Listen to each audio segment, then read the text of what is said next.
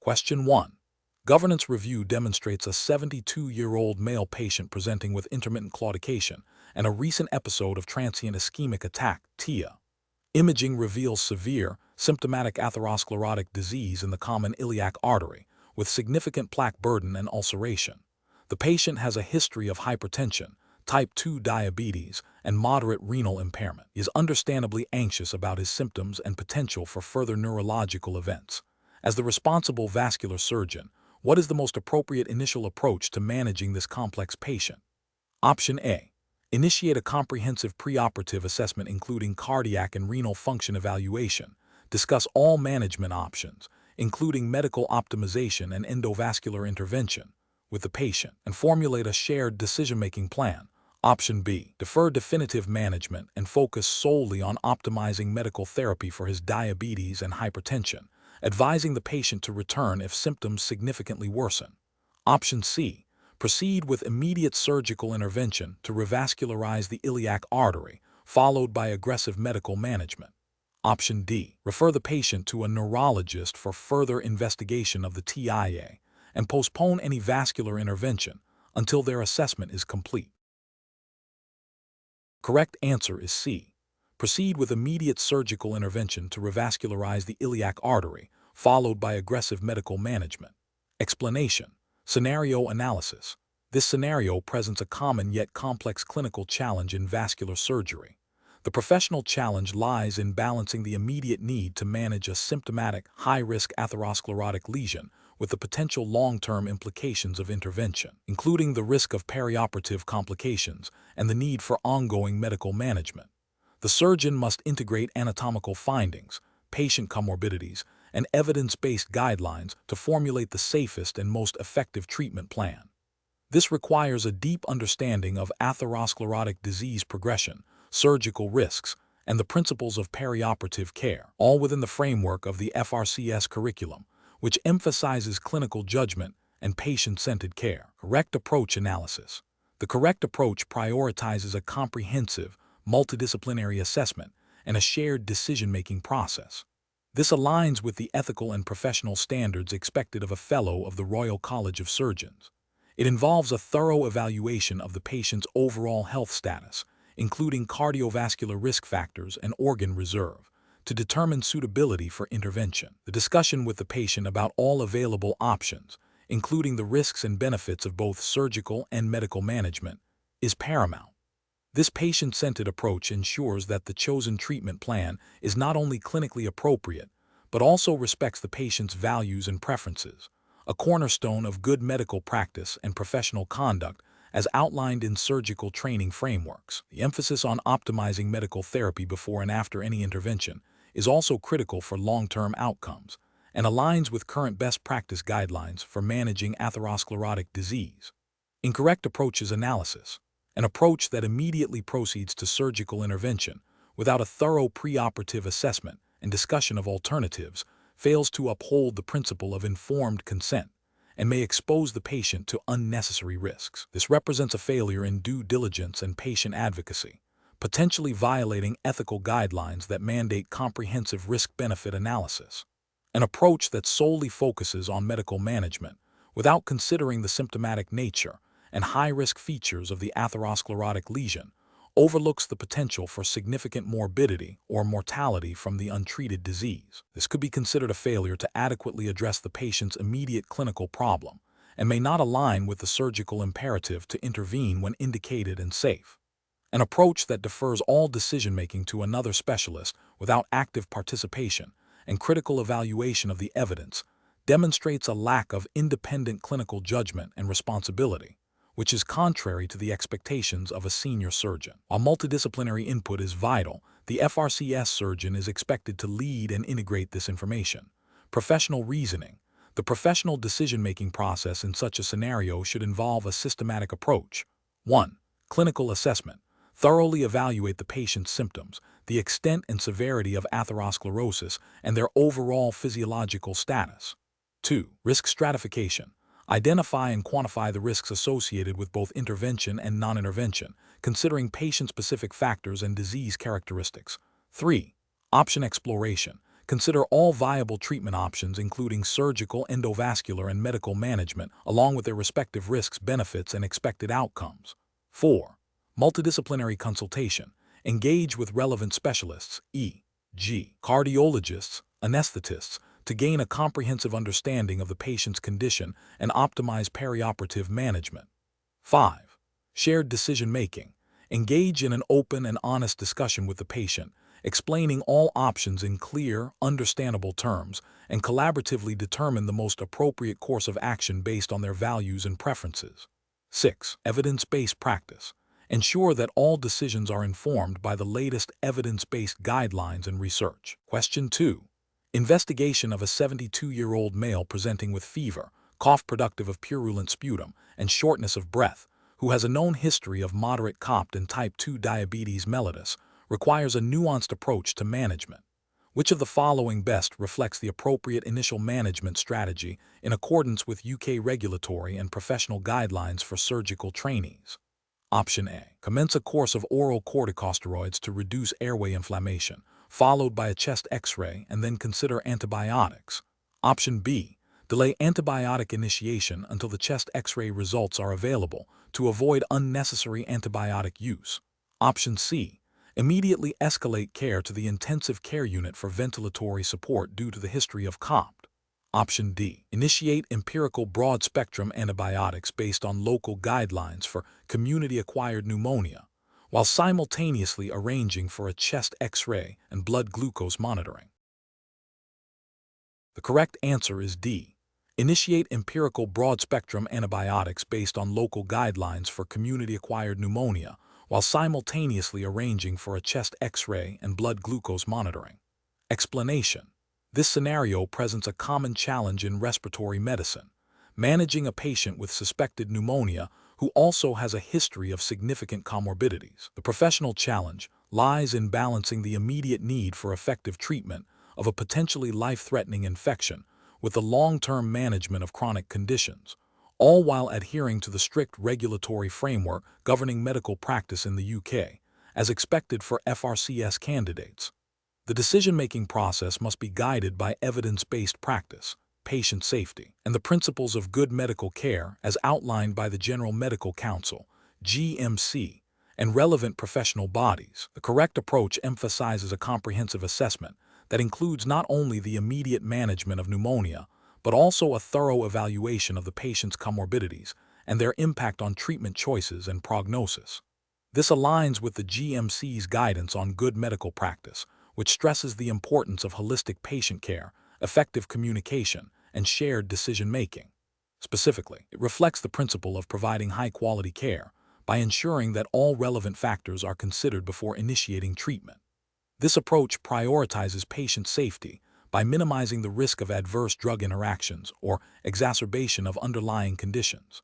An incorrect approach that focuses solely on empirical antibiotic treatment without a detailed assessment of comorbidities fails to meet the standards of good medical practice. This could lead to suboptimal treatment, increased risk of complications, or delayed diagnosis of other contributing factors. Ethically, it breaches the duty of care by not adequately considering the patient's overall health status. Another incorrect approach, which involves delaying treatment to await further investigations that are not immediately critical for initial management, could be detrimental to the patient's outcome, violating the principle of acting in the patient's best interest and potentially breaching the GMC's guidance on prompt and effective care. A third incorrect approach, such as solely relying on a junior colleague's initial assessment without independent clinical judgment, demonstrates a failure to uphold professional responsibility and the duty of care, potentially leading to errors in diagnosis or management. The professional reasoning process for similar situations should involve a systematic approach. First, a thorough history and physical examination to establish the diagnosis and assess severity. Second, consideration of the patient's comorbidities and their potential influence on the current illness and treatment options. Third, consultation with relevant guidelines and evidence-based literature. Fourth, discussion with the patient and/or their family regarding the diagnosis, treatment plan, and potential risks and benefits. And finally, appropriate referral or multidisciplinary team involvement if indicated. This structured decision-making ensures that patient care is safe, effective, and ethically sound, in line with the expectations for a Fellow of the Royal College of Surgeons. Question 3. What factors determine the optimal surgical approach for accessing the retroperitoneal space, considering potential anatomical variations and their implications for operative safety and efficiency? Option A. The surgeon's preferred surgical technique, irrespective of anatomical considerations. Option B. The surgeon's familiarity with specific anatomical landmarks, the patient's preoperative imaging findings, and the known prevalence of anatomical variations in the region. Option C. The shortest theoretical distance to the target pathology as depicted on a generic anatomical diagram. Option D. The availability of specific surgical instruments, without regard to the underlying anatomical structures. The correct answer is B. The surgeon's familiarity with specific anatomical landmarks, the patient's preoperative imaging findings, and the known prevalence of anatomical variations in the region. Explanation. This scenario is professionally challenging because the surgeon must make critical decisions regarding surgical approach based on a detailed understanding of gross anatomy, which directly impacts patient safety, operative success, and potential for complications. The complexity arises from the inherent variability in human anatomy and the need to anticipate and adapt to these variations during surgery. Careful judgment is required to select the most appropriate surgical pathway, minimizing tissue damage and optimizing exposure to the target pathology. The correct approach represents best professional practice because it prioritizes patient well-being and adherence to established surgical principles. A thorough preoperative assessment, including review of imaging and consideration of anatomical landmarks, allows for informed decision-making. This aligns with the fundamental ethical duty of beneficence and non-maleficence, ensuring that the chosen surgical route is the safest and most effective for the individual patient. It also reflects the professional responsibility to maintain and apply up-to-date anatomical knowledge, a cornerstone of surgical competence expected by the Royal College of Surgeons. An incorrect approach, such as relying solely on a standard textbook description, without considering individual anatomical variations or preoperative imaging, would be a significant regulatory and ethical failure. This demonstrates a lack of due diligence and could lead to unexpected anatomical challenges during surgery, increasing the risk of iatrogenic injury, prolonged operative time, and suboptimal outcomes. Such an approach would contravene the professional standards of care and the implicit contract of competence expected by patients and the regulatory body. Similarly, choosing a surgical approach based on personal preference or ease of access without a robust anatomical rationale, or failing to adequately document the anatomical considerations influencing the decision, would also represent a failure to uphold professional standards and could be seen as a breach of good medical practice. The professional reasoning process should involve a systematic evaluation of the patient's specific anatomy as revealed by imaging, coupled with a deep understanding of the relevant gross anatomical relationships of the surgical field. This should be integrated with knowledge of potential anatomical variations and their surgical implications. The surgeon must then weigh the advantages and disadvantages of different surgical approaches in light of this anatomical understanding, always prioritizing the safest and most effective route for the individual patient. This decision-making process should be transparent and documented, reflecting a commitment to evidence-based practice and patient-centered care. Question 4.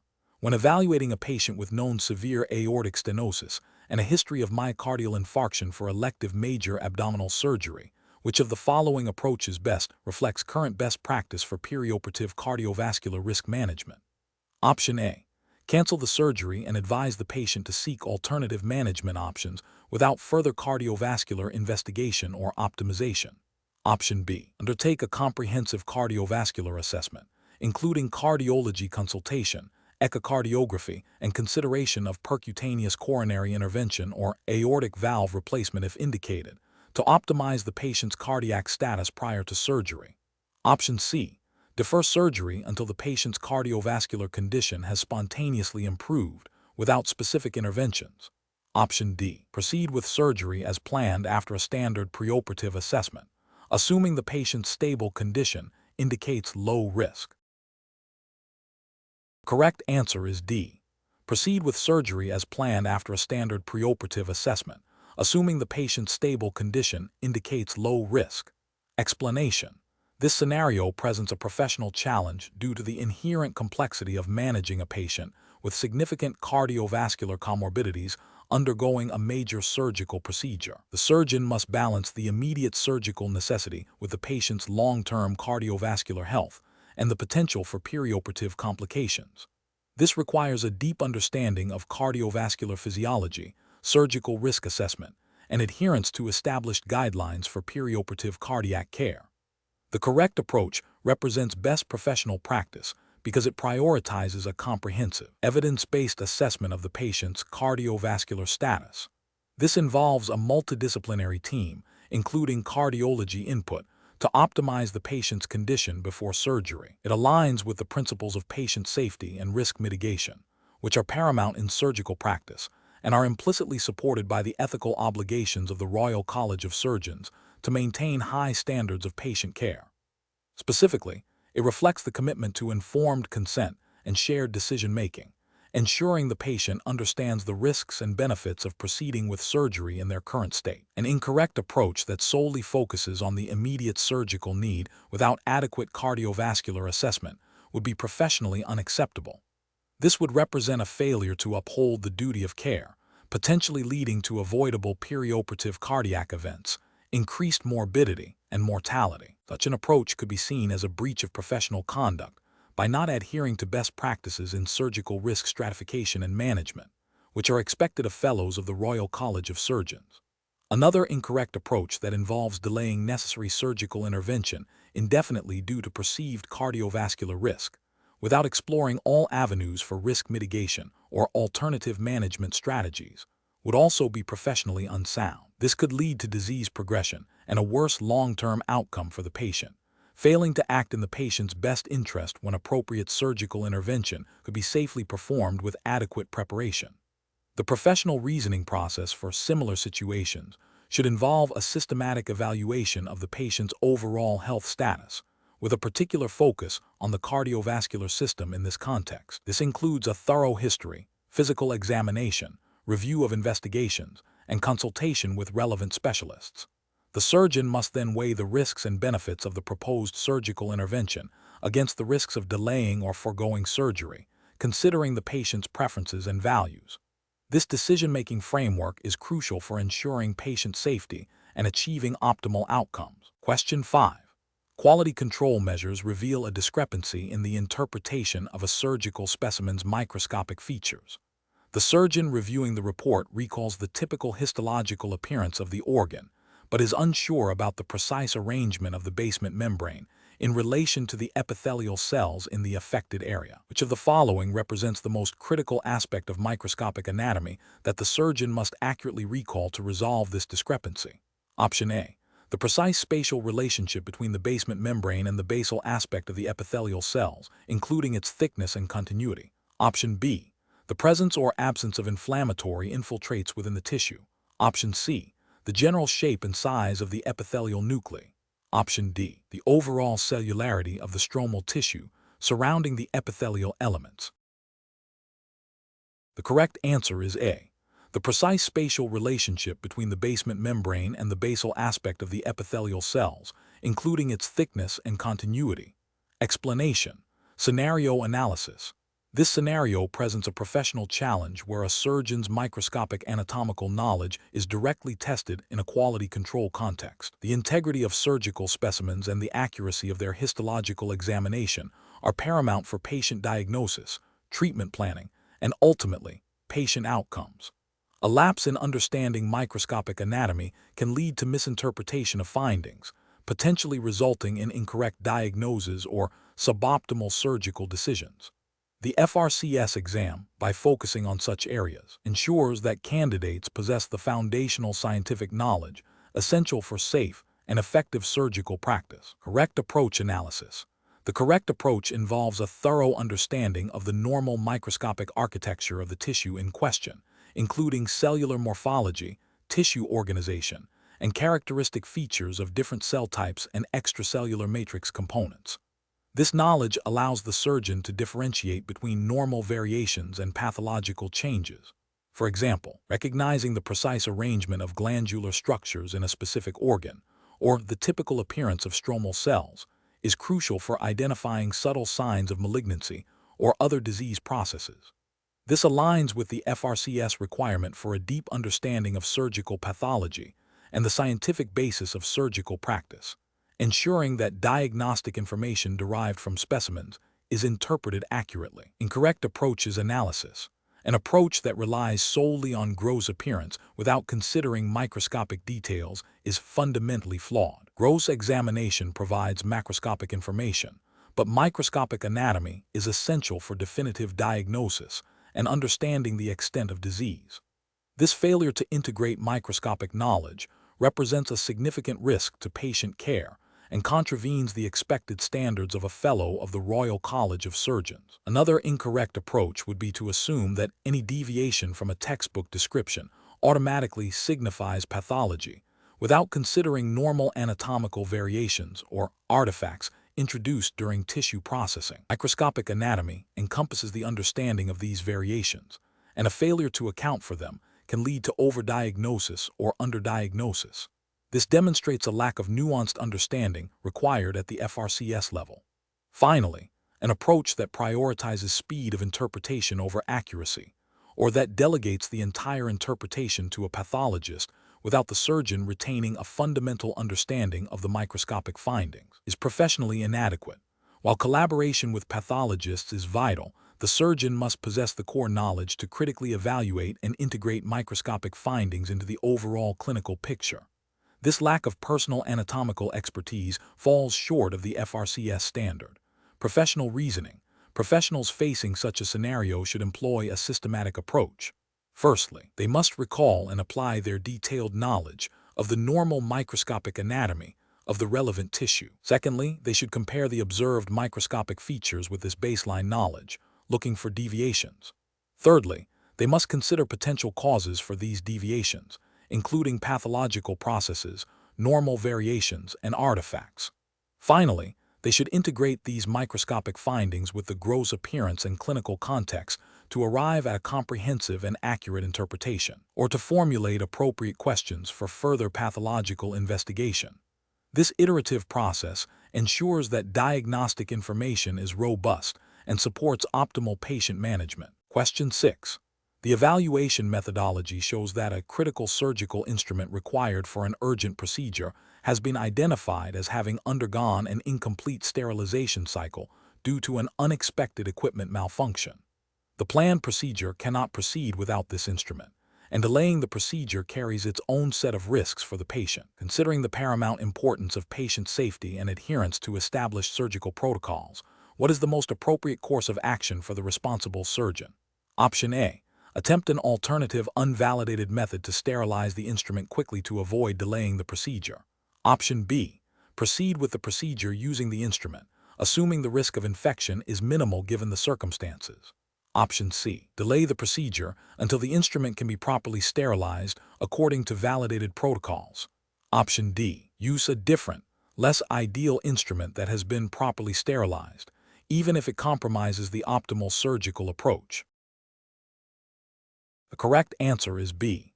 Proceed with the procedure using the instrument, assuming the risk of infection is minimal given the circumstances. Explanation. This scenario presents a professional challenge due to the inherent conflict between resource limitations and the absolute requirement for patient safety, particularly concerning the sterilization of surgical instruments. The surgeon is faced with a situation where a critical piece of equipment, essential for a planned procedure, has not undergone the full, validated sterilization cycle due to an unforeseen equipment malfunction. The ethical imperative to provide the best possible care, coupled with the professional responsibility to adhere to established safety protocols, creates a complex decision-making environment. The surgeon must weigh the potential risks of using inadequately sterilized instruments against the risks of delaying or canceling a necessary procedure. The correct approach, which involves delaying the procedure until the instrument can be properly sterilized, represents best professional practice. This aligns with the fundamental principles of patient safety and infection control, which are paramount in surgical settings. The regulatory framework for surgical practice, as overseen by bodies like the Royal College of Surgeons, mandates adherence to validated sterilization protocols. Failure to do so can lead to severe patient harm, including surgical site infections, sepsis, and potentially life-threatening complications. The principle of do no harm, non-maleficence, is directly engaged here, requiring the surgeon to prioritize the avoidance of harm over expediency. Furthermore, maintaining public trust in the surgical profession relies on demonstrating a commitment to rigorous safety standards. An incorrect approach would be to proceed with the surgery using the inadequately sterilized instrument, perhaps with the rationale of minimizing procedural delay or perceived minor risk. This constitutes a significant regulatory and ethical failure. Ethically, it violates the principle of non-maleficence by knowingly exposing the patient to an increased risk of infection. From a regulatory standpoint, it breaches established guidelines for instrument sterilization, which are designed to eliminate microbial contamination and prevent the transmission of pathogens. Such a decision would also likely contraindicate professional conduct standards, potentially leading to disciplinary action. Another incorrect approach would be to attempt a quick fix or an unvalidated alternative sterilization method. This is also a regulatory and ethical failure because it bypasses established, evidence-based protocols.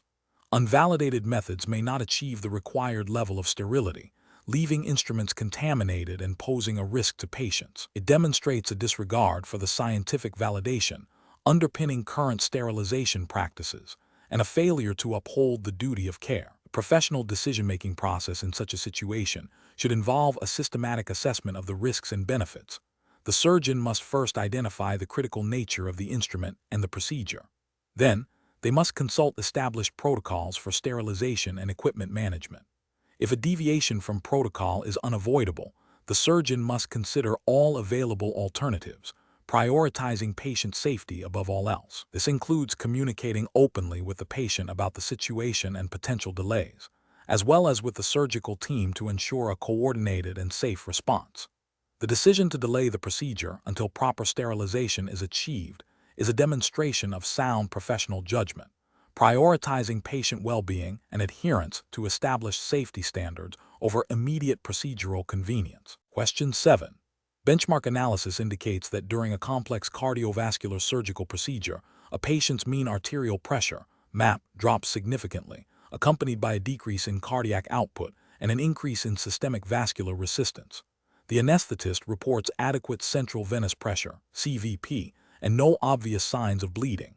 Considering the principles of cardiovascular physiology and best surgical practice, what is the most appropriate initial management strategy?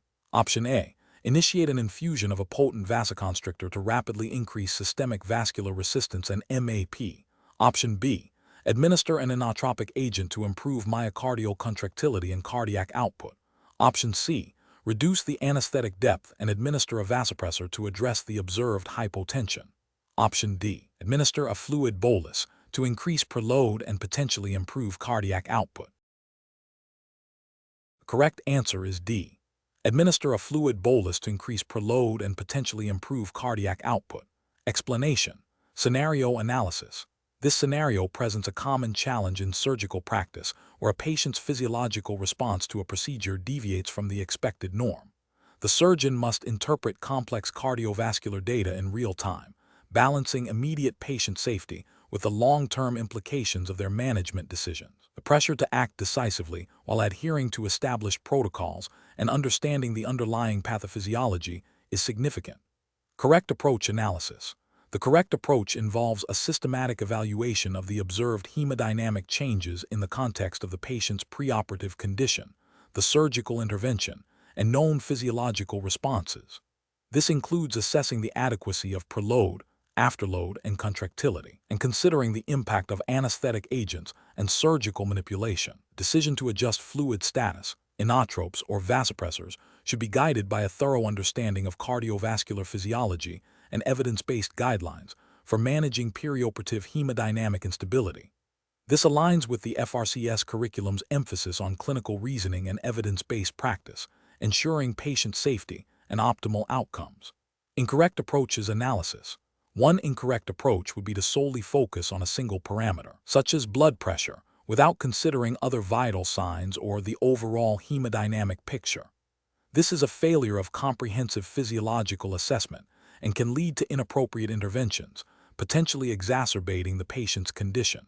For example, Treating hypotension with vasopressors without addressing hypovolemia could worsen tissue perfusion. Another incorrect approach would be to delay intervention due to uncertainty or a reluctance to deviate from a preoperative plan without sufficient justification. A caution is warranted. Prolonged hemodynamic instability can lead to organ dysfunction and adverse outcomes, violating the fundamental ethical duty of beneficence and the principle of acting in the patient's best interest.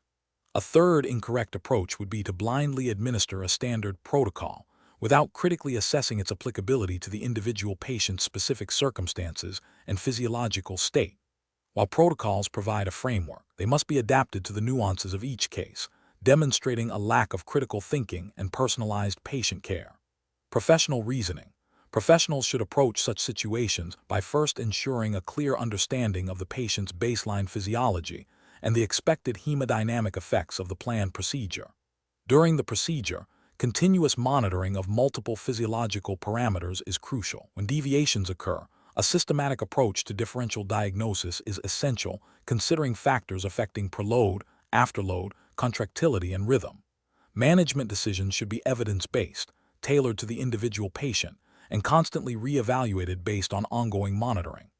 This iterative process of assessment, intervention, and reassessment is fundamental to safe and effective surgical practice. Question 8. Process analysis reveals that following a partial nephrectomy for a renal tumor, a patient exhibits a transient decrease in urine output and a mild elevation in serum creatinine. Considering the physiological adaptations of the remaining renal parenchyma, which of the following best describes the expected and most appropriate interpretation of these findings? Option A. The findings are likely a transient physiological response to surgical insult and reduced renal mass, with expected compensatory hypertrophy of the remaining kidney. Option B. The findings are primarily due to anesthetic agents and will resolve spontaneously without any specific renal monitoring. Option C. The findings suggest a complete loss of function in the remaining kidney, necessitating urgent dialysis preparation. Option D. The findings are indicative of significant acute kidney injury, requiring immediate aggressive fluid resuscitation and diuretic therapy. The correct answer is D. The findings are indicative of significant acute kidney injury, requiring immediate aggressive fluid resuscitation and diuretic therapy. Explanation. This scenario is professionally challenging because it requires a surgeon to critically evaluate different physiological responses to a common surgical intervention, specifically nephrectomy, and to understand the implications for patient management beyond immediate surgical outcomes. The challenge lies in synthesizing knowledge of renal physiology with clinical decision-making, particularly when considering the potential for compensatory mechanisms and the long-term impact on the remaining kidney.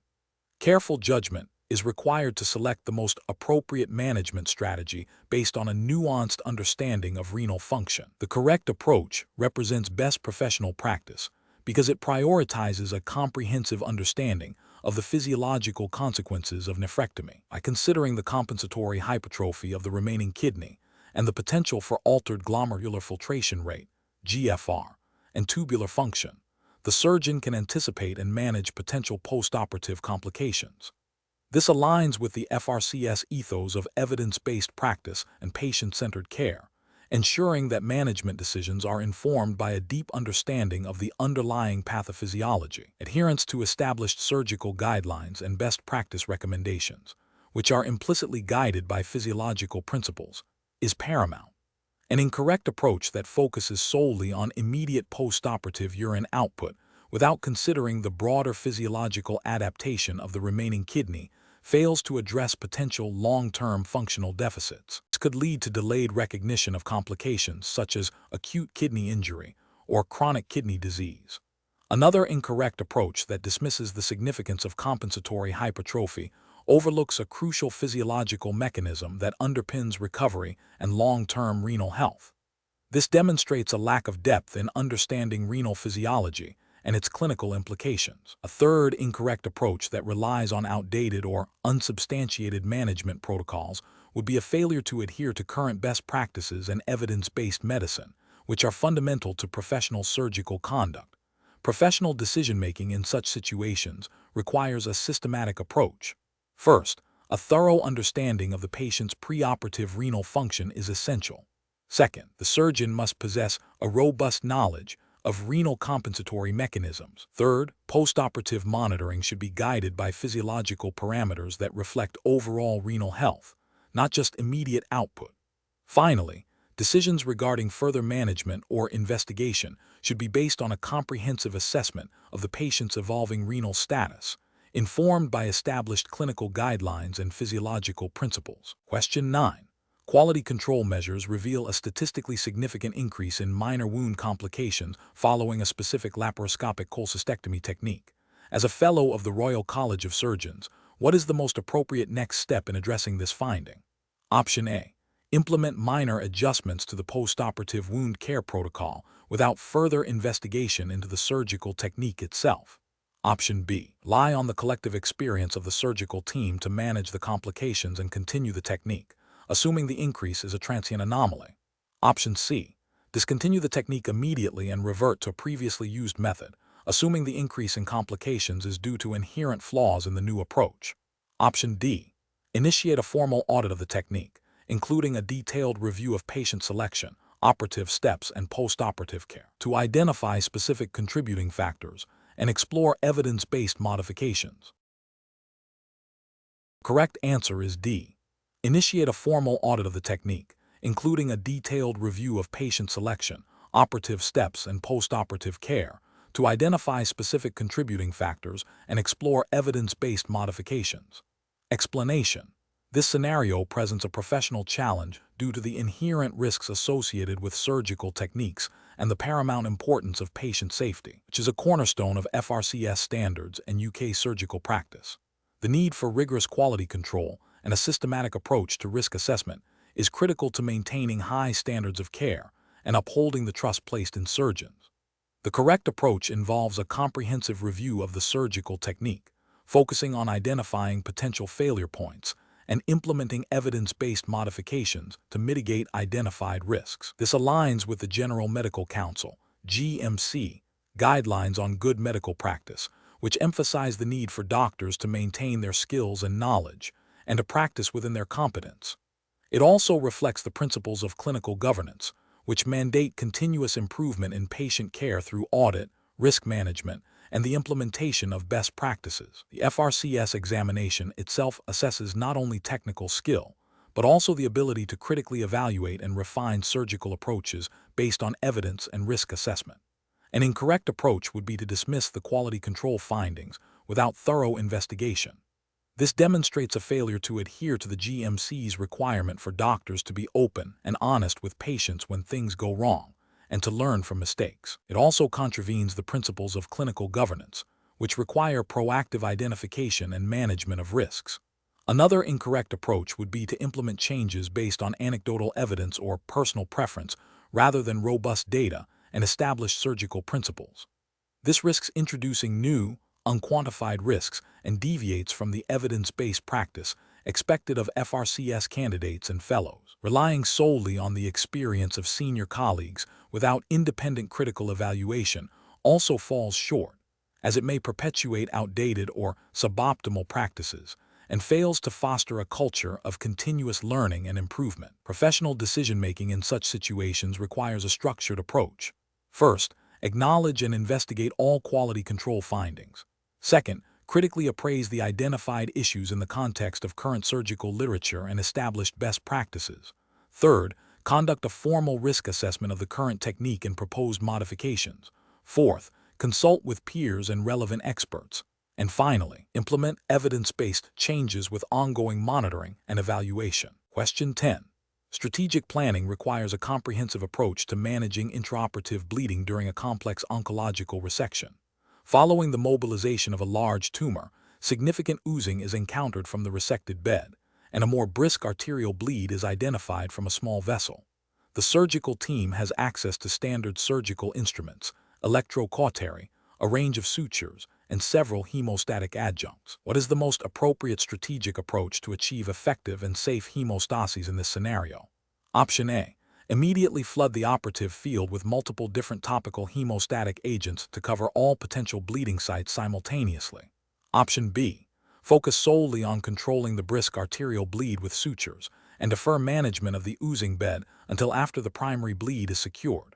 Option C. Systematically address the arterial bleed with bipolar diathermy or ligation, followed by the application of a topical hemostatic agent to the oozing bed, ensuring adequate pressure and visualization throughout. Option D.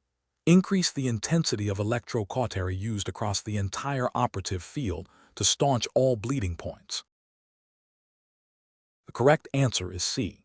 Systematically address the arterial bleed with bipolar diathermy or ligation, followed by the application of a topical hemostatic agent to the oozing bed, ensuring adequate pressure and visualization throughout. Explanation.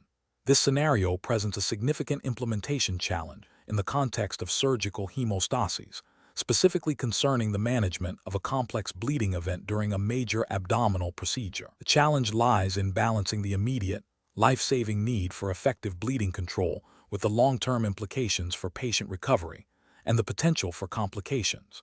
The surgeon must make rapid, informed decisions under pressure, considering not only the surgical technique, but also the availability and appropriate use of hemostatic agents, while adhering to established surgical best practices and the ethical imperative to minimize harm. The correct approach prioritizes a systematic and evidence-based strategy for hemostasis. This involves a thorough assessment of the bleeding source, the judicious selection of appropriate hemostatic techniques and adjuncts based on the nature and severity of the bleeding, and meticulous surgical technique to achieve definitive control. This aligns with the principles of patient safety and clinical effectiveness, which are paramount in surgical practice and implicitly guided by the standards expected of a Fellow of the Royal College of Surgeons. The ethical obligation to provide the highest standard of care necessitates a proactive and informed approach to managing surgical bleeding, ensuring that all available and appropriate resources are considered and applied effectively. An incorrect approach might involve relying solely on a single, potentially inadequate hemostatic method without a comprehensive assessment of the bleeding. This could lead to prolonged operative time, increased blood loss, and a higher risk of complications such as coagulopathy or the need for blood transfusions, which themselves carry risks. Another incorrect approach could be the indiscriminate or excessive use of multiple hemostatic agents without clear indication, potentially leading to tissue reaction, adhesion formation, or interference with wound healing. Ethically, this demonstrates a failure to apply clinical judgment and evidence-based practice, potentially exposing the patient to unnecessary risks. A further failure would be to delay definitive hemostasis due to indecision or lack of familiarity with alternative techniques, directly contravening the duty of care. Professional decision-making in such situations requires a structured approach. First, a rapid but thorough assessment of the bleeding. Second, consideration of the underlying cause and contributing factors. Third, selection of the most appropriate hemostatic modality or combination of modalities based on evidence and clinical experience. Fourth, meticulous execution of the chosen technique. And finally, continuous reassessment and adaptation as needed. This process is underpinned by a commitment to lifelong learning and the application of the most current and relevant surgical knowledge and skills, as expected of FRCS candidates. Question 11. Strategic planning requires a surgeon to anticipate and prepare for the physiological impact of a complex abdominal procedure on a patient with known comorbidities. Which of the following approaches best reflects the principles of safe and effective surgical practice within the FRCS framework? Option A. Proceed with the surgery based on general knowledge of the procedure, assuming the patient's physiology will respond within typical parameters. Option B. Thoroughly review the patient's baseline physiological data, understand the expected physiological perturbations of the specific surgical procedure, and develop preemptive management strategies for anticipated complications. Option C. Disregard any physiological readings that fall outside the expected range, attributing them to equipment malfunction or transient, insignificant variations. Option D. Immediately implement aggressive corrective measures for any minor deviation from expected physiological readings during the procedure. The correct answer is B. Thoroughly review the patient's baseline physiological data, understand the expected physiological perturbations of the specific surgical procedure, and develop preemptive management strategies for anticipated complications. Explanation. Scenario analysis. This scenario presents a professional challenge due to the inherent variability in human physiological responses to surgical interventions. A surgeon must anticipate potential deviations from expected physiological norms and have robust strategies to manage them. The challenge lies in balancing the need for decisive action with the imperative to avoid unnecessary interventions that could harm the patient. This requires a deep understanding of normal physiology and the potential pathophysiological consequences of surgical manipulation. Correct approach analysis.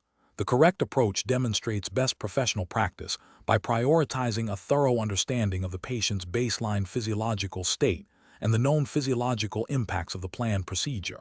This aligns with the FRCS ethos of evidence-based practice and patient safety. Specifically, it reflects the ethical duty of care to anticipate and mitigate risks. By considering potential complications and having predefined management strategies, the surgeon adheres to principles of informed consent and proactive patient management, minimizing the likelihood of adverse events and ensuring optimal patient outcomes.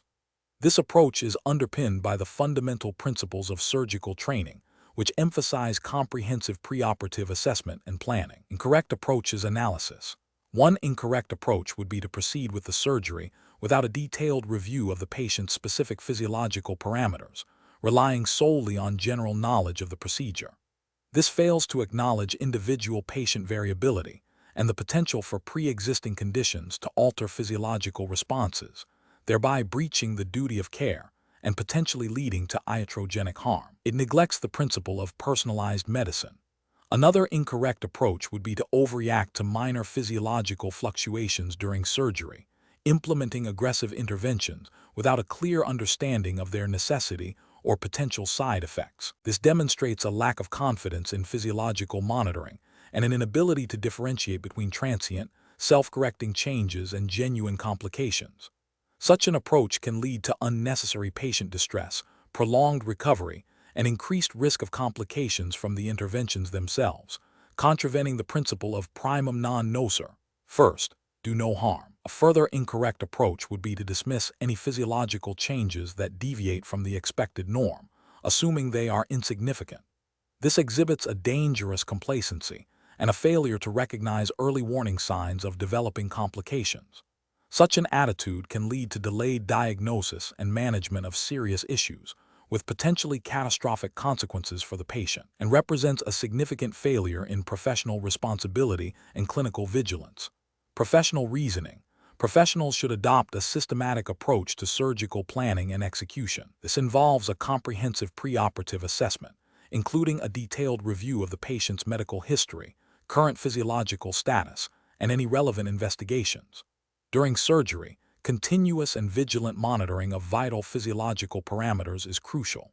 Decision-making should be guided by a clear understanding of normal physiological ranges and the potential impact of surgical manipulation. When deviations occur, a structured approach to assessment is required. Identify the change, consider potential causes, including surgical, anesthetic, and patient-specific factors, evaluate the significance of the change, and then implement a targeted, evidence-based management plan. This process ensures that interventions are appropriate, timely, and in the best interest of the patient. Question 12. Quality control measures reveal a pattern of surgeons opting for a novel, minimally invasive technique for a specific complex abdominal pathology, even in cases with significant patient comorbidities and challenging anatomical variations, without consistently documenting a detailed risk-benefit analysis comparing it to the established open surgical approach. Which of the following represents the most appropriate surgical approach and rationale in such a scenario, adhering to FRCS principles? Option A.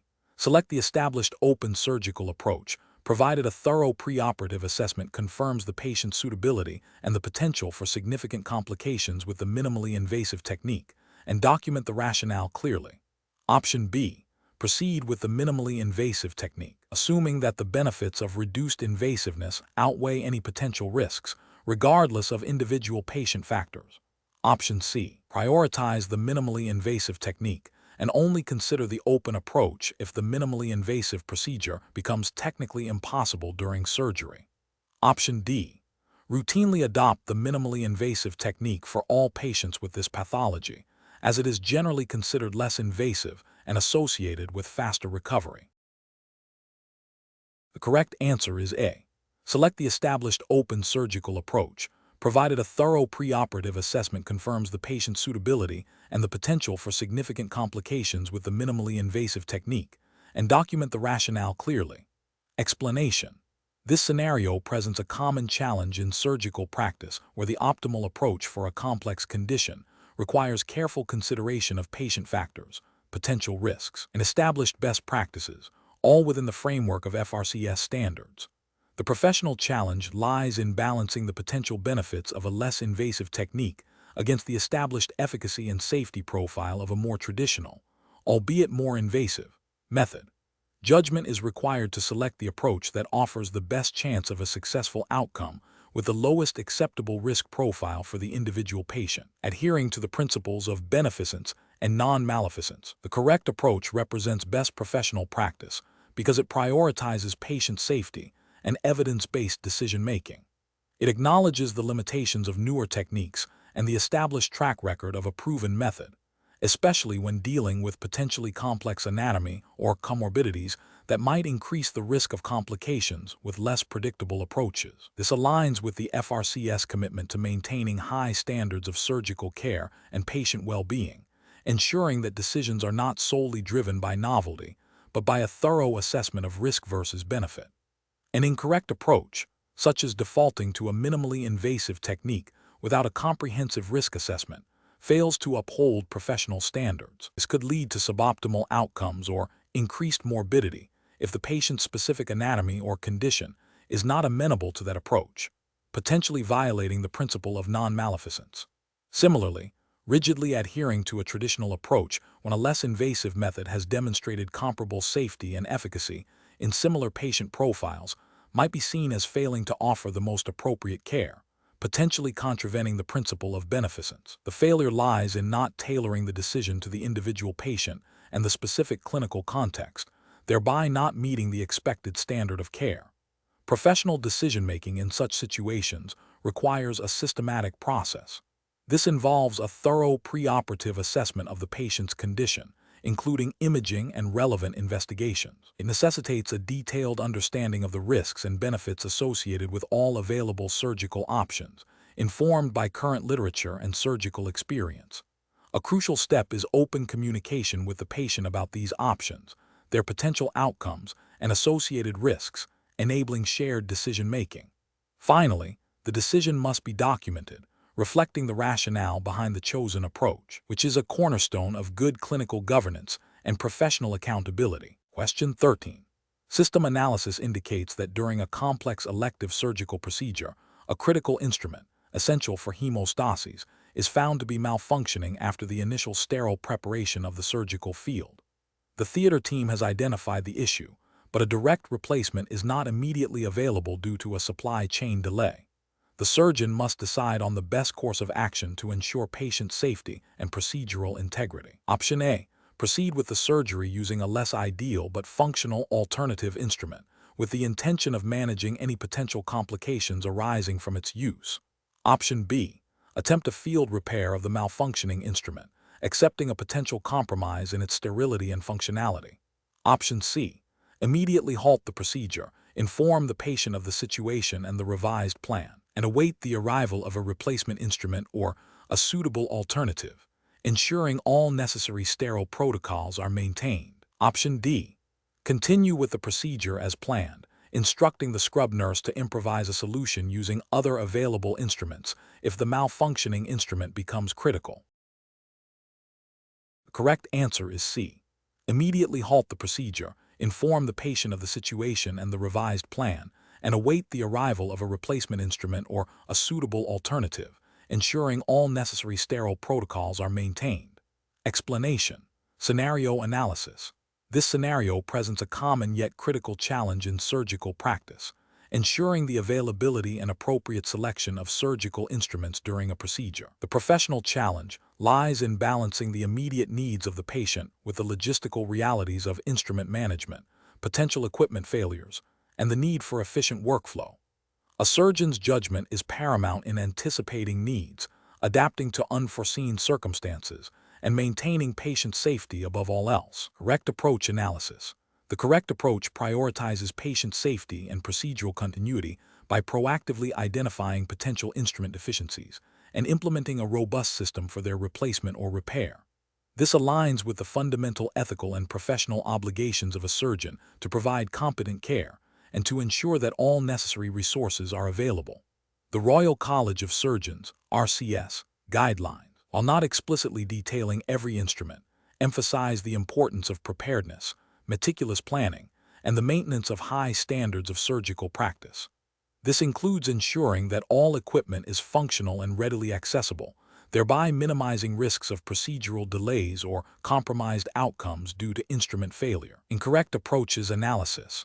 One incorrect approach involves proceeding with the surgery despite a known issue with a critical instrument, hoping it will not be needed or can be improvised. This demonstrates a failure to adhere to the principle of preparedness and potentially compromises patient safety by introducing unnecessary risk. It violates the implicit expectation that all necessary equipment will be functional and available, as mandated by the overarching professional standards of the RCS. Another incorrect approach is to delay the procedure indefinitely due to a minor instrument issue without a clear plan for resolution. Caution is important. An indefinite delay without a defined strategy for addressing the instrument problem can lead to patient harm through prolonged waiting times, potential deterioration of their condition, and inefficient use of healthcare resources. This approach lacks the proactive problem-solving expected of a senior surgeon. A third incorrect approach is to delegate the responsibility for instrument checks and replacements entirely to junior staff without adequate supervision or verification. While teamwork is essential, the ultimate responsibility for patient care and procedural integrity rests with the operating surgeon. A failure to personally oversee or confirm the readiness of critical equipment can lead to oversight and potential patient harm, contravening the leadership and accountability expected by the RCS. Professional reasoning. Professionals should employ a decision-making framework that begins with a thorough preoperative assessment of all required instruments, considering the specific procedure and potential variations. This should be followed by a systematic check of instrument functionality and availability. In the event of any deficiency, a clear, actionable plan for immediate resolution or appropriate substitution must be formulated and executed. This plan should involve clear communication with the surgical team and theater staff, ensuring that patient safety and procedural efficiency are maintained. The surgeon must remain the ultimate arbiter of instrument readiness and suitability. Question 14. The audit findings indicate a consistent observation of atypical cellular morphology in tissue samples obtained during routine surgical procedures across several cases. Specifically, there are noted variations in nuclear size and shape, increased nuclear cytoplasmic ratio, and hyperchromatic nuclei in a subset of stromal cells. These findings are not immediately indicative of a clear-cut malignancy, but suggest a deviation from normal cellular structure. Which of the following represents the most appropriate initial management strategy for the surgeon in this context, considering the FRCS curriculum's emphasis on integrating basic science with clinical practice? Option A. Document the findings and proceed with the planned surgical management, assuming the cellular changes are benign variations. Option B. Initiate empirical treatment based on the most common benign cellular abnormalities observed in the practice. Option C. Advise the patient to undergo further non-invasive imaging studies to rule out systemic disease. Option D. Recommend immediate referral to a cytopathology specialist for detailed analysis and correlation with clinical history. The correct answer is D. Recommend immediate referral to a cytopathology specialist for detailed analysis and correlation with clinical history. Explanation. This scenario presents a professional challenge due to the potential for misinterpreting cellular structural abnormalities, which can lead to incorrect diagnoses and inappropriate treatment plans. The surgeon's responsibility extends beyond surgical technique to encompass a thorough understanding of underlying cellular pathology as it relates to patient outcomes. Adherence to the Fellow of the Royal College of Surgeons (FRCS) curriculum, which emphasizes a robust foundation in basic sciences including cellular biology, is paramount. The correct approach involves a systematic evaluation of the observed cellular structures in light of established pathological criteria and the patient's clinical presentation. This aligns with best professional practice by ensuring that diagnostic conclusions are evidence-based and directly relevant to patient care.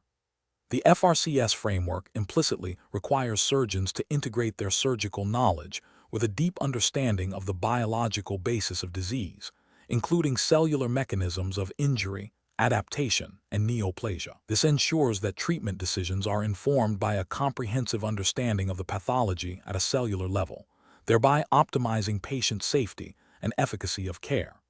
An incorrect approach would be to dismiss the observed cellular changes as insignificant without further investigation or consultation. This represents a failure to uphold the FRCS standard of comprehensive patient assessment and diagnostic diligence. Ethically, it breaches the duty of care owed to the patient by potentially overlooking a critical pathological finding. Another incorrect approach would be to rely solely on anecdotal experience or superficial resemblance to known conditions without rigorous pathological correlation. This demonstrates a lack of adherence to evidence-based medicine, a cornerstone of professional surgical practice as expected by the FRCS. Such an approach risks misdiagnosis and inappropriate management, potentially leading to patient harm and professional misconduct. The professional decision-making process in such situations should involve a structured approach. First, meticulously document all observed cellular abnormalities.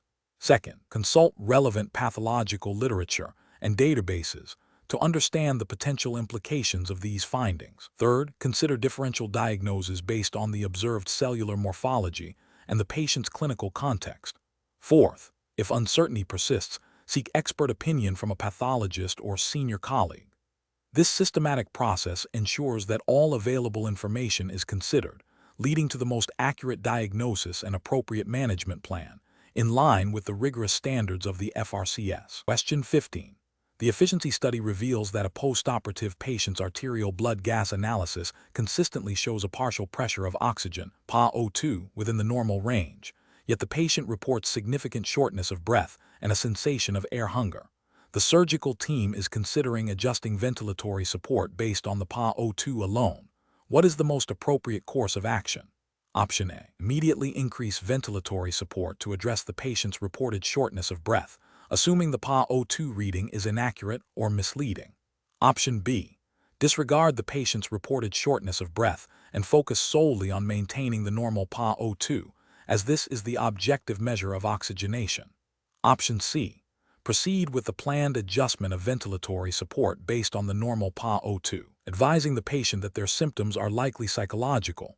Option D. Reevaluate the patient's clinical status, including lung auscultation and patient-reported symptoms, and consider potential causes for the discrepancy, such as ventilation perfusion mismatch or equipment malfunction, before altering ventilatory support.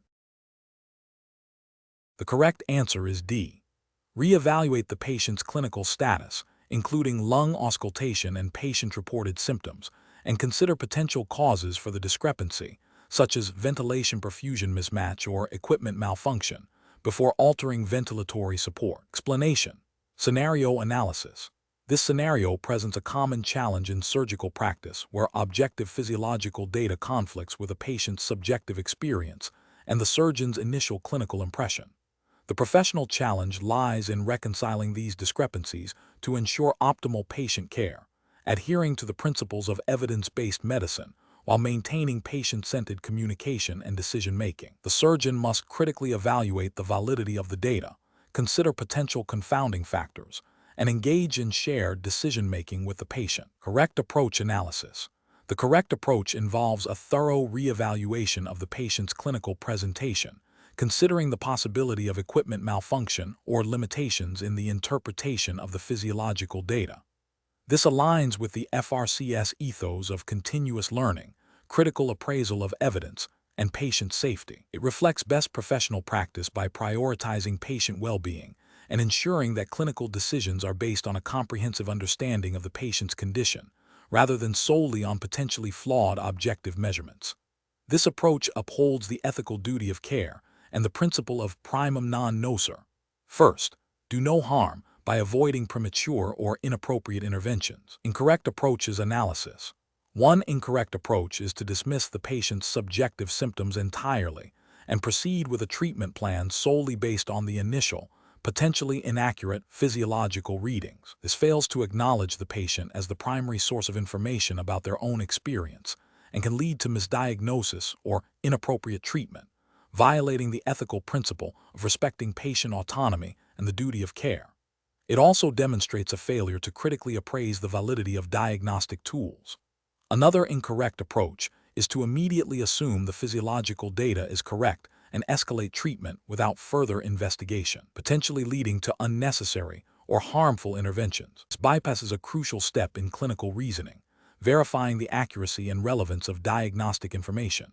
It neglects the possibility of technical error or misinterpretation, which could have serious consequences for the patient. This approach also fails to engage the patient in understanding the rationale for treatment. A further incorrect approach is to disregard the physiological data altogether and rely solely on the surgeon's initial clinical impression, without attempting to reconcile it with the objective findings. While clinical experience is invaluable, ignoring objective data can lead to overlooking significant underlying pathology or misinterpreting the severity of a condition.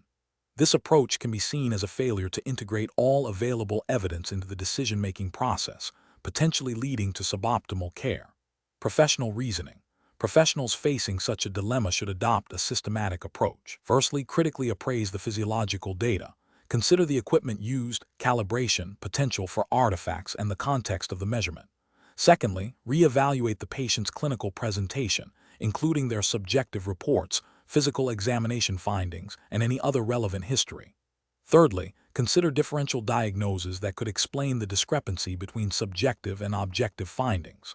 Fourthly, engage in open and honest communication with the patient, explaining the findings and the diagnostic uncertainty, and involving them in the decision-making process regarding further investigations or management.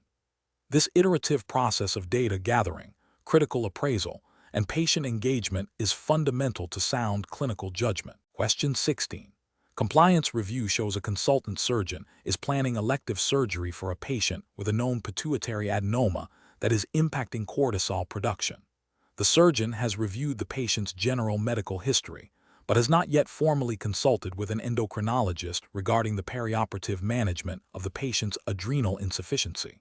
Which of the following represents the most appropriate and compliant course of action? Option A. Proceed with surgery as planned, ensuring the patient is monitored closely post-operatively for signs of adrenal crisis.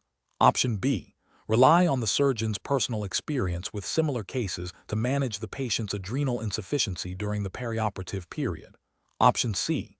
Delegate the responsibility for perioperative endocrine management entirely to the patient's general practitioner. Option D. Postpone the surgery and arrange for a comprehensive endocrinological assessment and optimization of the patient's adrenal function prior to rescheduling. The correct answer is A. Proceed with surgery as planned, ensuring the patient is monitored closely post-operatively for signs of adrenal crisis. Explanation. Scenario analysis. This scenario presents a professional challenge due to the inherent complexity of managing endocrine disorders, particularly in the context of surgical intervention. The surgeon must balance the immediate need for surgical management with the long-term implications for hormonal balance and patient well-being. The challenge lies in ensuring that the surgical plan is not only technically sound, but also ethically and regulatorily compliant, considering the potential for significant and irreversible physiological changes. Accurate preoperative assessment and postoperative management are paramount, requiring a thorough understanding of endocrine physiology and its interaction with surgical procedures. Correct approach analysis. The correct approach demonstrates best professional practice by prioritizing a comprehensive, multidisciplinary assessment and management plan. This aligns with the principles of patient-centered care and the FRCS ethos of holistic patient management. Specifically, involving an endocrinologist ensures that the patient's hormonal status is thoroughly evaluated and that any necessary preoperative optimization or postoperative hormone replacement strategies are considered. This collaborative approach minimizes the risk of endocrine complications, improves surgical outcomes, and upholds the ethical duty of care by addressing all facets of the patient's health. Regulatory guidelines for surgical practice. While not explicitly detailed here, implicitly support such integrated care models to ensure patient safety and optimal outcomes. Incorrect approaches analysis. One incorrect approach involves proceeding with surgery without a formal endocrinological consultation. This represents a significant regulatory and ethical failure. It breaches the principle of informed consent, as the patient may not be fully aware of the potential endocrine risks and management strategies. Ethically, it falls short of the duty of care by neglecting a crucial aspect of patient assessment that could directly impact surgical success and long-term health. From a regulatory perspective, it could be seen as a deviation from accepted standards of surgical care, potentially leading to adverse patient outcomes and professional repercussions. Another incorrect approach is to rely solely on the surgeon's existing knowledge of endocrine management without specialist input. While surgeons possess a foundational understanding, the nuances of complex endocrine disorders, especially those requiring long-term management or specific perioperative adjustments, often necessitate the expertise of an endocrinologist. This approach risks overlooking subtle but critical endocrine imbalances or failing to implement the most appropriate management protocols, thereby compromising patient safety and potentially violating professional standards that advocate for specialist consultation when indicated. A further incorrect approach is to defer all endocrine management to the patient's general practitioner post-operatively without clear handover or established protocols. This creates a gap in care and places an undue burden on the GP without the benefit of the surgical team's direct involvement in the initial management decisions. It fails to ensure continuity of care and may lead to delays in critical endocrine adjustments, impacting recovery and long-term health. This is ethically questionable as it does not guarantee a seamless transition of care and could be viewed as a failure to adequately plan for the patient's ongoing needs. Professional reasoning. Professionals should adopt a systematic approach to patient care, particularly in complex cases involving multiple organ systems. This involves a thorough preoperative assessment that identifies all potential risks and comorbidities. When endocrine involvement is suspected or confirmed, the immediate step should be to engage the relevant specialist. This collaborative model ensures that all aspects of the patient's health are addressed comprehensively. Decision-making should be guided by evidence-based practice, patient safety, and ethical principles, always erring on the side of caution and seeking expert opinion when uncertainty exists. A clear communication pathway between surgical and endocrine teams, along with a well-defined post-operative management plan, is essential for optimal patient outcomes. Question 17. The assessment process reveals a candidate's response to a scenario involving a complex retroperitoneal mass adjacent to the inferior vena cava and renal vessels. The candidate is asked to describe the critical anatomical considerations and potential surgical challenges. Which of the following approaches best demonstrates the required depth of anatomical and physiological understanding for FRCS level competency? Option A. A general statement acknowledging the proximity of the mass to major vascular structures and the need for careful dissection. Option B. Detailed description of the anatomical relationships of the mass to the inferior vena cava, renal arteries and veins, and ureters, including potential collateral circulation and nerve pathways, and outlining strategies for vessel preservation and management of potential bleeding. Option C. A focus on the likely histological type of the mass and its typical presentation, with a brief mention of surgical removal. Option D. An emphasis on the speed of resection to minimize operative time, assuming standard anatomical variations. The correct answer is B. Detailed description of the anatomical relationships of the mass to the inferior vena cava, renal arteries and veins, and ureters, including potential collateral circulation and nerve pathways, and outlining strategies for vessel preservation and management of potential bleeding. Explanation. The assessment process reveals a candidate's understanding of complex anatomical relationships and their physiological implications in a surgical context.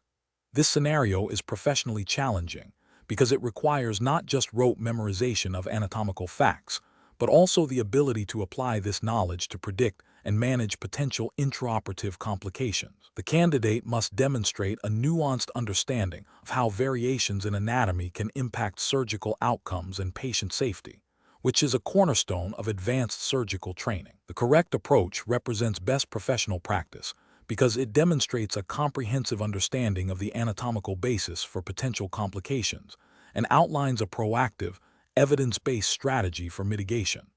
This aligns with the FRCS curriculum's emphasis on patient safety, risk assessment, and the application of anatomical knowledge to clinical decision-making. It reflects a surgeon's responsibility to anticipate and manage the unpredictable nature of human anatomy, thereby minimizing harm and optimizing patient care. This approach is underpinned by the ethical obligation to provide competent and safe surgical care, as expected of a Fellow of the Royal College of Surgeons. An incorrect approach that focuses solely on identifying the anatomical structure without considering its physiological significance or potential for iatrogenic injury fails to meet the standards of advanced surgical practice. This demonstrates a superficial understanding and a lack of preparedness for the complexities of the operating room. Such an approach could lead to overlooking critical risks, potentially resulting in patient harm, which is a direct contravention of the professional and ethical duties of a surgeon. Another incorrect approach that relies on anecdotal experience or personal preference rather than established anatomical principles and evidence-based guidelines is also professionally unacceptable. It deviates from the regulatory framework that mandates adherence to best practices and evidence-based medicine. It risks perpetuating suboptimal or even harmful surgical techniques and undermines the consistent standard of care expected from FRCS candidates. A further incorrect approach that prioritizes speed over thorough anatomical consideration, even if a potential complication is identified, is a serious regulatory and ethical failure. Surgical safety is paramount, and any approach that compromises meticulous anatomical assessment and planning in favor of expediency is a direct violation of the duty of care. This demonstrates a lack of professionalism and a disregard for the potential consequences of surgical errors. The professional reasoning process for similar situations should involve a systematic approach.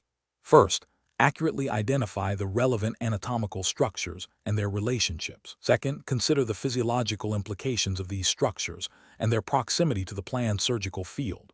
Third, anticipate potential complications arising from anatomical variations or the surgical manipulation itself. Fourth, develop a clear, evidence-based strategy for preventing, identifying, and managing these complications. Finally, continuously evaluate and adapt the plan based on intraoperative findings, always prioritizing patient safety and adhering to established surgical principles and guidelines. Question 18. Assessment of a surgeon's response when a critical surgical instrument is visibly contaminated by a non-sterile item during a complex abdominal procedure, requiring immediate intervention to prevent patient harm. Option A. Proceed with the surgery using the contaminated instrument, as delaying the procedure poses a greater immediate risk to the patient's stability. Option B. Immediately halt the procedure. Discard the contaminated instrument and any affected sterile drapes, re-prepare the surgical field if necessary, and obtain a new sterile instrument before resuming. Option C. Attempt to quickly wipe the contaminated instrument with a sterile swab while maintaining the sterile field to remove visible debris before continuing. Option D. Continue the procedure, assuming the contamination is minor and unlikely to cause a significant infection, and monitor the patient post-operatively. The correct answer is B. Immediately halt the procedure, discard the contaminated instrument and any affected sterile drapes, re-prepare the surgical field if necessary, and obtain a new sterile instrument before resuming. Explanation. Scenario analysis. This scenario presents a common but critical challenge in surgical practice, maintaining aseptic technique in a dynamic and potentially compromised environment. The pressure to proceed with a necessary procedure, coupled with the unexpected contamination, requires immediate, decisive, and ethically sound judgment. The professional challenge lies in balancing the urgency of patient care with the absolute imperative of preventing surgical site infection, which can lead to significant morbidity, mortality, and increased healthcare costs. Failure to adhere to aseptic principles can have severe consequences for the patient and professional repercussions for the surgeon. Correct approach analysis. The correct approach prioritizes patient safety by immediately halting the procedure and rectifying the contamination. This aligns with the fundamental ethical principle of non-maleficence, do no harm, and the professional duty of care.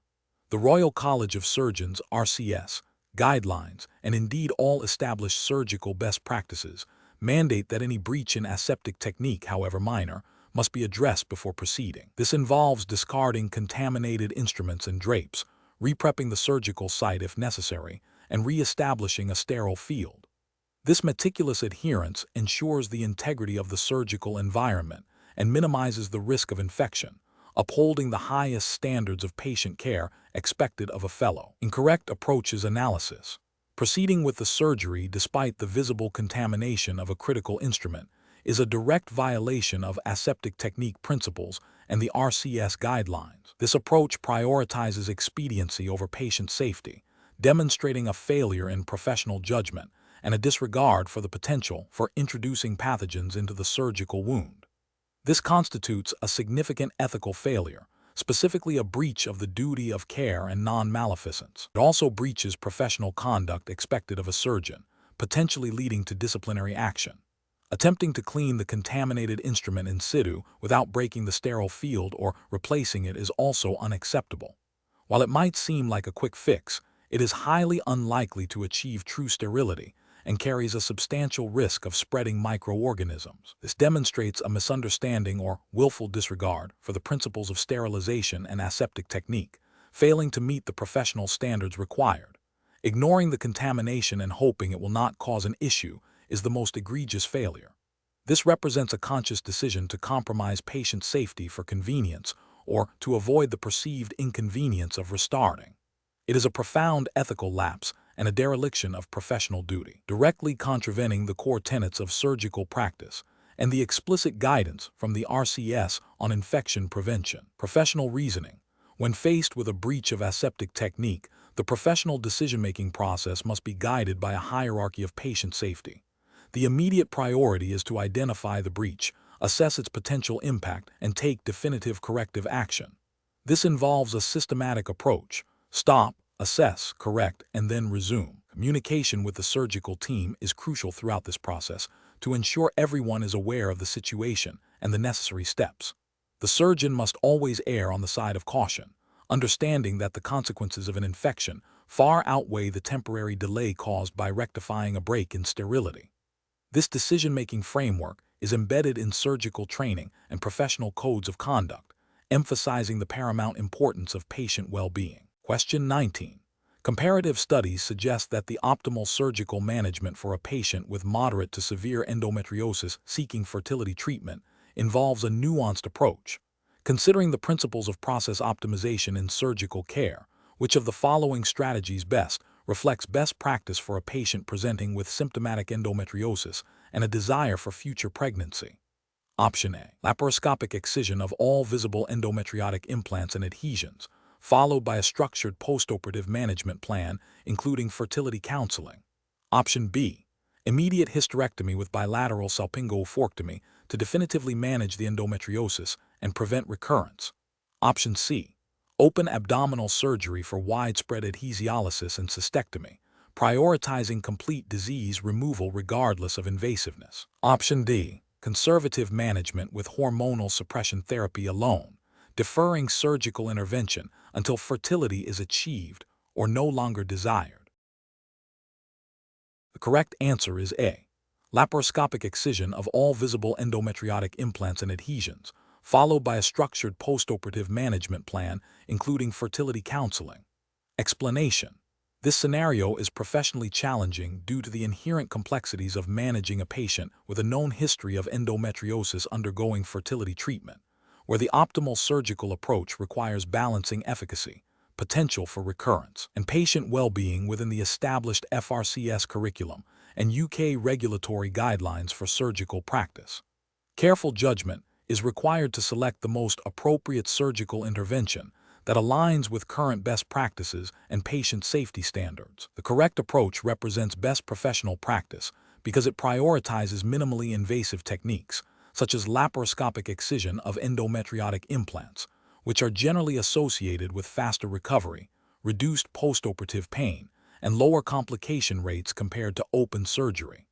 This aligns with the principles of good surgical practice and patient-centered care, as emphasized in FRCS training and relevant UK National Health Service (NHS) guidelines.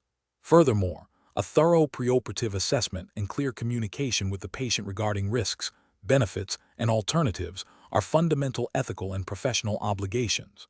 An incorrect approach involving immediate hysterectomy without exploring less invasive options fails to adhere to the principle of preserving fertility where possible, especially in a patient actively seeking conception. This could be considered a failure to provide appropriate care and may contravene guidelines on fertility preservation. Another incorrect approach, such as delaying definitive surgical management without adequate justification, could lead to disease progression and potentially poorer outcomes, violating the duty of care. Performing surgery without a clear surgical plan or adequate preoperative investigation would be a significant breach of professional standards and patient safety protocols, potentially leading to iatrogenic injury and suboptimal outcomes. Professional decision-making in such situations requires a systematic approach. First, a comprehensive understanding of the patient's clinical history, reproductive goals, and the extent of the disease. Second, a thorough review of current evidence-based guidelines and best practices for managing endometriosis in the context of fertility. Third, a detailed preoperative assessment, including imaging and potentially diagnostic laparoscopy, to accurately stage the disease. Fourth, a clear and open discussion with the patient about all available treatment options, their respective risks and benefits, and the potential impact on fertility. Finally, selecting the surgical approach that best balances the need for effective disease management with the patient's reproductive aspirations, while adhering to the highest standards of surgical safety and competence as expected of an FRCS candidate. Question 20. Governance review demonstrates that a candidate preparing for the FRCS examination is evaluating a hypothetical scenario involving spinal decompression surgery. During the procedure, intraoperative neurophysiological monitoring reveals a significant and sustained decrease in the amplitude of motor evoked potentials, MEP, bilaterally, while somatosensory evoked potentials, SEP, remain stable. The surgical team is considering proceeding with further decompression. Which of the following represents the most appropriate neurophysiological interpretation and subsequent surgical decision-making process for this candidate to demonstrate in their FRCS preparation? Option A. The MEP changes are secondary to anesthetic agents and should be managed by adjusting the anesthetic depth, with no immediate impact on the surgical plan. Option B. The stable SEP suggests the primary sensory pathways are unaffected, and the MEP decrease is likely a transient artifact, allowing the decompression to continue as planned. Option C. The MEP decrease is a normal physiological response to spinal manipulation and does not require any alteration to the surgical decompression strategy. Option D. The significant MEP amplitude reduction indicates a high risk of motor pathway compromise, necessitating immediate cessation of further decompression, reversal of recent surgical maneuvers, and consultation with the neurophysiology team. Correct answer is B. The stable SEP suggests the primary sensory pathways are unaffected, and the MEP decrease is likely a transient artifact, allowing the decompression to continue as planned. Explanation. Scenario analysis. This scenario presents a professional challenge for a neurosurgeon preparing for the FRCS examination by requiring them to critically evaluate the neurophysiological basis of a complex surgical decision. The challenge lies in integrating theoretical neurophysiological knowledge with practical surgical implications, ensuring patient safety and optimal outcomes. The surgeon must demonstrate a deep understanding of how surgical interventions impact neural pathways and how to interpret neurophysiological monitoring data in real time. This requires not just memorization of facts, but the ability to apply knowledge to a dynamic clinical situation, a core competency assessed in the FRCS. Correct approach analysis. The correct approach involves a thorough understanding of the specific neurophysiological principles governing the surgical field, such as the somatosensory evoked potentials, SEP, and motor evoked potentials, MEP, in spinal surgery. Best professional practice dictates that the surgeon should be able to interpret changes in these potentials in the context of the surgical manipulation being performed. For example, a significant decrease in MEP amplitude during spinal decompression could indicate impending motor pathway injury. The surgeon must then correlate this finding with the surgical maneuver and decide on the most appropriate course of action, which might include modifying the surgical approach, pausing the procedure, or reversing the maneuver. This aligns with the FRCS emphasis on evidence-based practice and patient-centered care, ensuring that surgical decisions are informed by the best available neurophysiological evidence to minimize iatrogenic harm. Incorrect approaches analysis. One incorrect approach would be to dismiss or underestimate the significance of neurophysiological monitoring data, attributing any changes to technical artifacts without further investigation. This represents a failure to adhere to best practice guidelines for intraoperative neurophysiological monitoring, which are implicitly expected of FRCS candidates. Ethically, this could lead to irreversible neurological deficits for the patient, a clear breach of the duty of care. Another incorrect approach would be to rely solely on preoperative imaging findings without considering intraoperative neurophysiological feedback. While imaging is crucial, it does not predict the dynamic response of neural structures to surgical intervention. Ignoring real-time neurophysiological data demonstrates a lack of understanding of the limitations of static imaging and a failure to adapt surgical strategy based on live physiological status, which is a regulatory and ethical failing. A third incorrect approach would be to proceed with aggressive surgical manipulation despite clear neurophysiological warnings, hoping the changes are transient. This demonstrates a disregard for the predictive value of neurophysiological monitoring and prioritizes surgical expediency over patient safety. This is a direct contravention of the principles of surgical competence and patient welfare, which are paramount in the FRCS assessment. Professional reasoning. Professionals facing such a scenario should employ a systematic decision-making process. Firstly, they must possess a robust foundational knowledge of relevant neurophysiology and the principles of intraoperative monitoring. Secondly, they should be adept at interpreting the specific neurophysiological signals in the context of the surgical procedure. Thirdly, they must be able to critically evaluate the reliability of the monitoring data, distinguishing true changes from artifacts. Finally, and most importantly, they must be able to integrate this information with their surgical judgment to make timely and appropriate decisions that prioritize patient safety and optimize neurological outcomes, demonstrating the clinical acumen expected of an FRCS surgeon.